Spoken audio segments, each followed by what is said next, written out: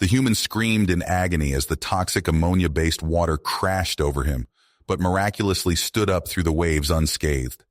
The observing aliens watched in stunned disbelief. Chief Scientist Zephyr clicked his mandibles in shock as his scanners confirmed the data. A human life form had not only just survived crashing into the planet's highly corrosive and deadly H2O ammonia ocean, but emerged from the wreckage without a scratch. He kept his eyes glued to the readouts, shaking his head in amazement. "This is impossible," he hissed into his communicator. "No carbon-based life has ever been able to withstand exposure to our oceans. The H2O and ammonia compounds react violently with carbon-based biochemistries. This human should be a steaming puddle of organic sludge right now. Are you sure the readings are accurate?" He could hear the nervous clicks and chitters of his science team in the background as they scrambled to make sense of the unbelievable readings streaming in. Zephyr's mind raced, considering the vast implications of this discovery. If humans could survive immersion in their deadly waters, what else were they capable of withstanding? His species, the Evora, had spent millennia carefully terraforming this world to their unique biochemical needs. Zephyr himself had overseen many of the projects to increase the ammonia and H2O content of the atmosphere and oceans to levels that would quickly kill any other known life form in the galaxy. It was their guarantee against invasion or colonization by outsiders. Yet now, a single human, threatened to overturn centuries of established Everan knowledge about how life could function and evolve. Zephyr knew he needed to study this human closely and uncover its secrets, or his entire civilization could be at risk. "Bring the creature to my laboratory," Zephyr commanded his team. "We have tests to run." As the Everan ships surrounded the crash site and the soldiers approached the human for retrieval, Zephyr stared at a projection of this Walter Wilson and muttered to himself, "What in the name of our collective queens are you?" The answer to that question would shake the very foundations of Everan society and force Zephyr to question everything he thought he knew. For if humans could conquer the poison waters of their world, then perhaps they could conquer the Evora themselves. The fate of Zephyr's species and potentially the galaxy itself now rested on the resilient shoulders of one human castaway from the stars. Zephyr moved quickly, his claws tapping frantically on the control panel as he overrode the security systems of the containment facility. The doors hissed open, revealing a bewildered Walter still strapped to the examination table. "We must hurry!" Zephyr clicked urgently, his mandibles twitching with nervousness. "The guards will notice your absence soon." Walter rubbed his wrists, the metal restraints having left deep imprints on his skin. "Why are you helping me?" "Because you may be the key to unlocking the greatest mystery in Everan history," Zephyr replied cryptically, ushering Walter out of the room and down a dimly lit corridor. They navigated a maze of tunnels, the air growing thick with the pungent odor of ammonia as they descended deeper into the planet's underground network. Walter's lungs burned, but he pressed on, driven by a desperate need for answers. Finally, they emerged into a cavernous laboratory, its walls lined with ancient Everan texts and strange pulsing machinery. Zephyr hurried to a console, his claws flying over the keys as he brought up a holographic display. "Look here," he said, pointing to a series of intricate diagrams and symbols. "These texts speak of a legendary race known as the Invincibles, beings who could survive any environment, even the deadly waters of our world." Walter leaned in, his eyes widening as he studied the images. "And you think I'm one of them?" Zephyr nodded, his eyes gleaming with a mix of excitement and trepidation. "Your ability to withstand our toxic oceans is unprecedented. It defies all known laws of biology. The only explanation is that you are descended from these Invincibles." Walter ran a hand through his hair, his palms sweating with the implications. "So what do we do now?" Zephyr's expression hardened. "We uncover the truth, but first, we must evade capture."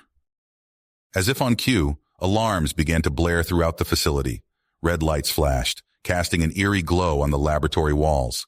Walter and Zephyr exchanged a glance, knowing their time was running out.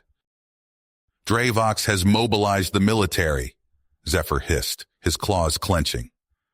They will stop at nothing to recapture you and silence me."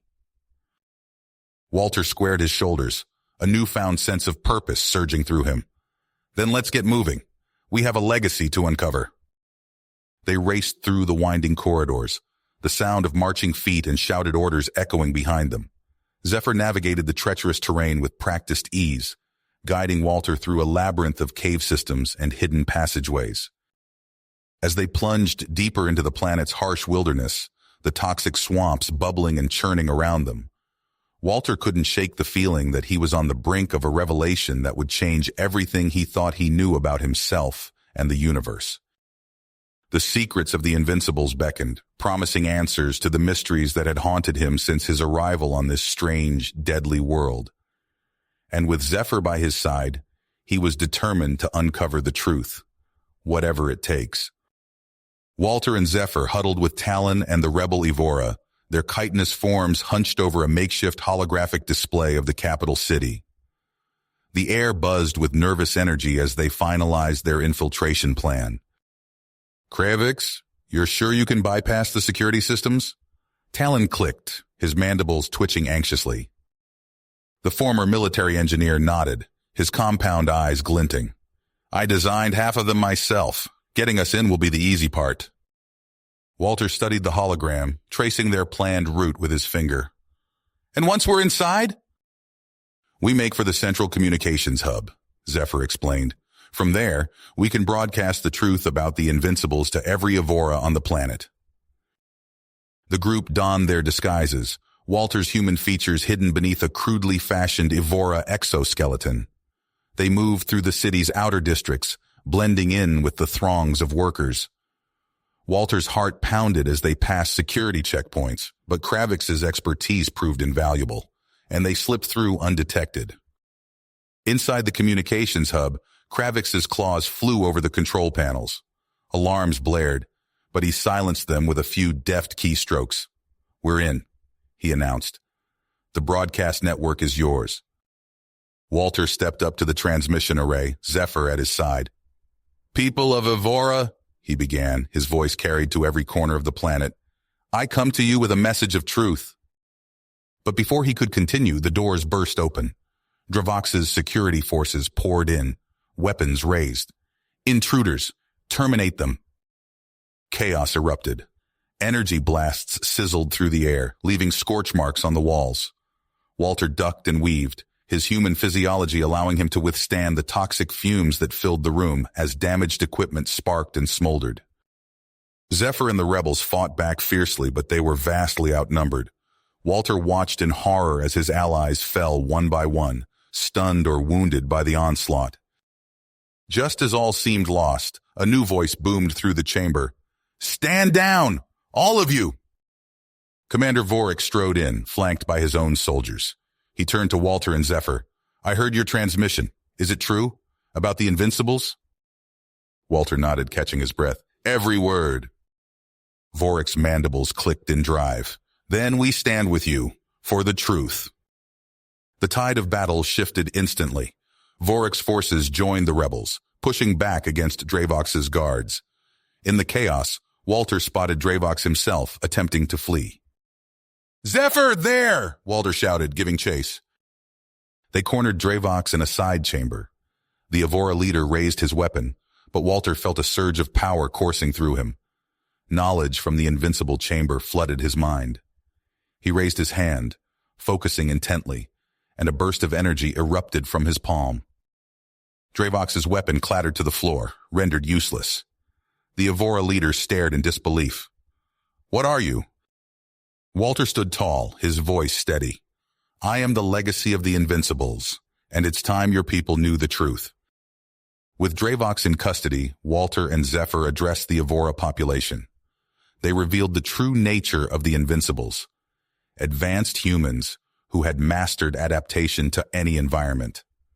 The revelation sent shockwaves through Evoran society.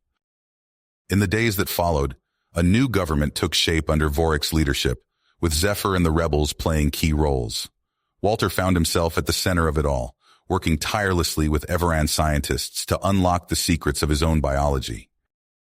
As he stood in a newly constructed laboratory, surrounded by curious Evora researchers, Walter couldn't help but marvel at the turn of events. From castaway to revered figure, he now faced the monumental task of bridging two civilizations. The path ahead was uncertain, but filled with potential. Decades passed. Walter's hair grayed, lines etched deep into his face, but his eyes still sparkled with the same persistence that had driven him since crash landing on this toxic world. He stood in the gleaming laboratory, surrounded by a mix of humans and Evora. The chittering of mandibles mingled with human voices as they pored over holographic displays. "Look at this, Walter!" Zephyr exclaimed, his compound eyes wide with excitement. "The latest gene therapy trials show a 97% success rate in adapting Evora physiology to Earth-like atmospheres." Walter grinned, clasping his old friend's chitinous claw. "We've come so far, old friend. Who would have thought that day I washed up on your shores?" Their moment of triumph was shattered by a deafening explosion. Alarms blared as smoke billowed through the facility. "We're under attack!" an Evora scientist screeched. Walter's combat instincts, honed over decades, kicked in. "Evacuate the non-essential personnel. Zephyr, with me!" They raced through the chaos, Walter's aged but still resilient human form keeping pace with Zephyr's insectoid agility. They burst into the command center to find Vorik, his mandibles clicking furiously. "It's Kordax," Vorik hissed. "Dravox's whelp. He's launched coordinated strikes across our research outposts." Walter's blood ran cold. "The human settlement fleet. They're due to arrive any day now." Zephyr's antennae twitched.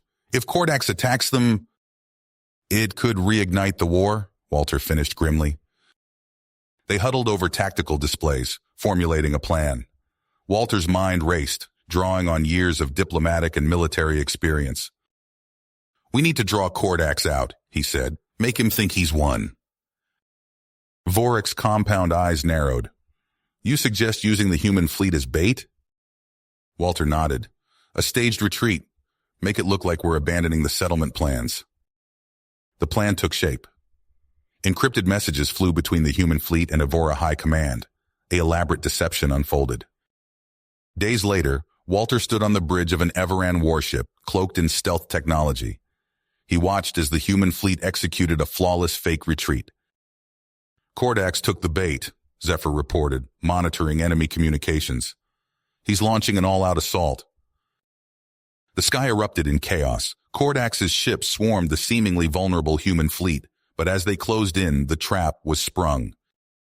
Hidden Everan vessels decloaked. The retreating human ships wheeled about, weapons hot.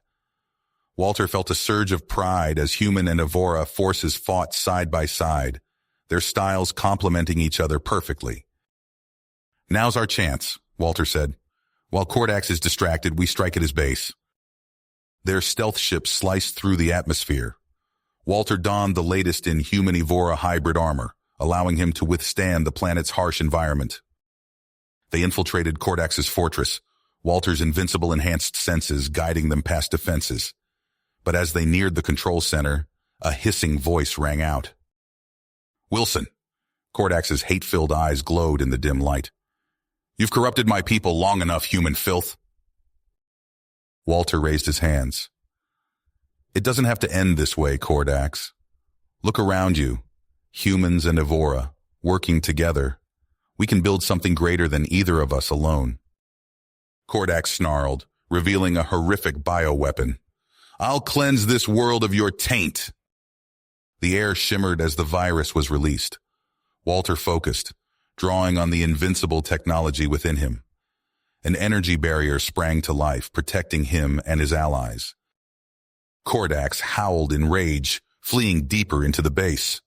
Walter gave chase, his enhanced physiology allowing him to keep pace with the Everan. The two adversaries faced off in the heart of the fortress. Kordax, weapons rendered useless, glared at Walter with pure hatred. "It's over, Kordax," Walter said firmly. "Surrender. Help us build a future where both our peoples can thrive." Kordax's mandibles worked furiously. For a moment, Walter thought he saw a flicker of doubt in those alien eyes. But then the hatred returned. stronger than ever. Never! Kordak spat. Walter sighed, activating his restraints. As Kordax was secured, Walter couldn't help but feel a twinge of sadness. Another bridge yet to be built. But as he emerged from the captured base, Walter saw human and Everan ships flying in formation, victorious. He smiled. They'd come so far, and this was just the beginning. The triumph over Kordax faded quickly as a new menace emerged from the shadows. Walter stood in the human settlement's medical center, his eyes fixed on the holographic display showing the rapid spread of a deadly virus across the population. Red dots blinked ominously, each representing a new case.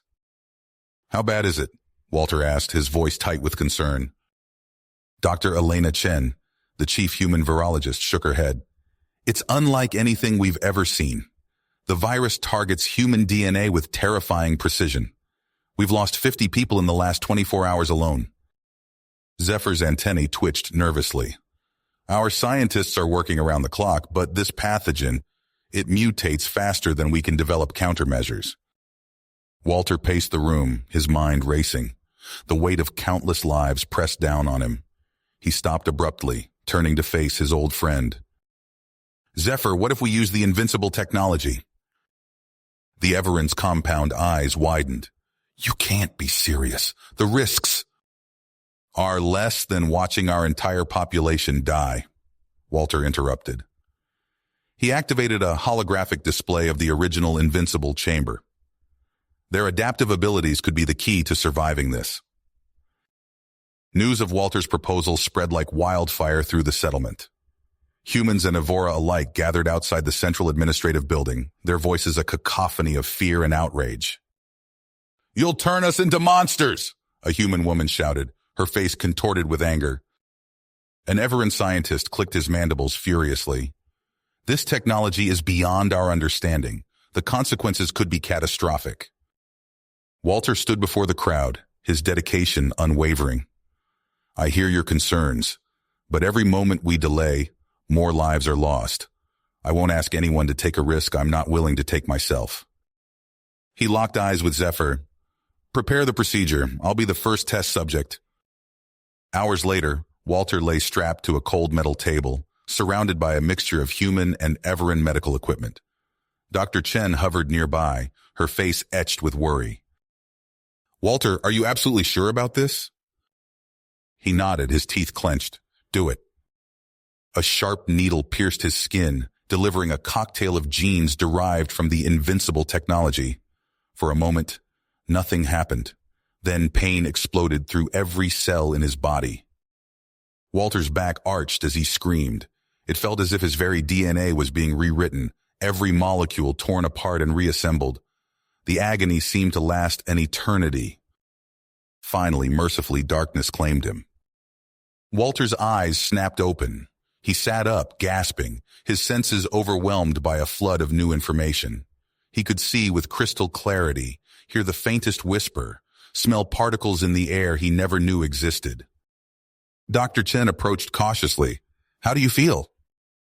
Walter flexed his hand, marveling at the strength coursing through his body. "Different, powerful." He turned to Zephyr. "It worked. We need to start modifying others immediately." The procedure was refined, and more humans underwent the transformation. But as the number of modified individuals grew, so did the tension within the settlement. A group of unmodified humans huddled together, eyeing their changed counterparts with a mixture of fear and envy. One of them, a burly man named Marcus, spat on the ground. "Look at them. They're not even human anymore. How long before they decide they don't need us?" Across the settlement, a modified woman named Sarah accidentally crushed a metal cup in her hand, her newfound strength still difficult to control. The Evoran beside her skittered away nervously. Walter watched these scenes unfold with growing unease. He turned to Zephyr, his voice low. "We need to accelerate the modification process. The longer we wait, the more divided we become." Before they could act, alarms blared throughout the settlement. Walter and Zephyr raced to the security center, where panicked voices filled the air. "We've got multiple breaches. Extremists are attacking the modification facility." Walter's enhanced senses picked up the acrid smell of smoke and the distant sound of fighting. He locked eyes with Zephyr, both knowing what had to be done. "Activate the pulse," Walter commanded, his voice heavy with the weight of his decision. Zephyr hesitated for a split second before entering the command. A low hum filled the air, building to a crescendo. Walter watched as a wave of energy swept across the settlement, altering every living being in its path. Humans stumbled, their bodies reshaping themselves. But the Evora. Walter turned to Zephyr, his heart freezing as he saw his friend collapse, chitinous exoskeleton cracking and warping. "No!" You have reached the end of the story. If you enjoyed this story and want to support us, please leave a like and subscribe to our channel, and for every comment that says 88, I will heart every single one of them. Thank you for your time.